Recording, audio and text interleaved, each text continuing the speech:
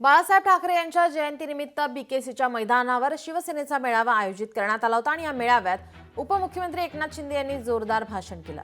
ते म्हणाले, आपल्याला मुख्यमंत्री म्हणून 2.5 वर्ष मिळाली, त्याचा आपण पुरेपूर जनतेसाठी काम करण्यात घालवली। आपण पायाला भिंगरी लावून काम करीत राहिलो। आपण 2.5 वर्ष काम केलेले आहे, त्याचं फळ आपल्याला विधानसभेत मिळालेलं आहे। आपला विधानसभेमध्ये महाविजय झालाय असं एकनाथ शिंदे यांनी म्हटलंय। खुर्चीसाठी हा एकनाथ शिंदे कधीच कासावीस झाला नाही, कधी होणारही नाही। आई भवानीच्या आपल्या सगळ्यांच्या साथीने सहकार्याने भरभरून मिळालं। आणि खुर्चीची लालसा कोणाला आहे? आपल्याला कधीच नव्हती नाही।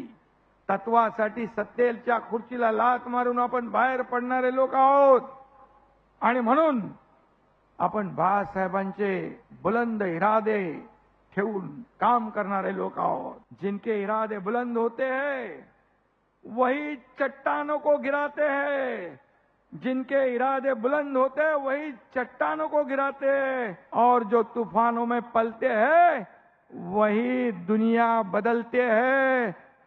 आणि म्हणून कुठल्याही खुर्चीपेक्षा आपल्याला स्वाभिमान महत्वाचा। स्मारकात गेल्यानंतर म्हणाले, बाळासाहेबांचे विचार ज्यांनी सोडले त्यांना आम्ही बोलवणार नाही।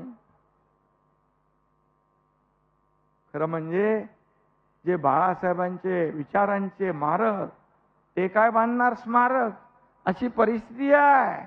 आणि म्हणून तुम्हाला हे बोलण्याचा नैतिक अधिकार नाही, कारण बाळासाहेबांचे विचार 2019ला सोडण्याचं पाप तुम्ही केलं। आणि म्हणून मी तर सांगतो, त्या दिवशी खऱ्या अर्थाने बाळासाहेबांच्या स्मारकात जाण्यापूर्वी त्यांनी बाळासाहेबांची नाक घासून माफी मागायला पाहिजे होती। लोकशाही मराठी ऐका, पहा, जागरूक रहा।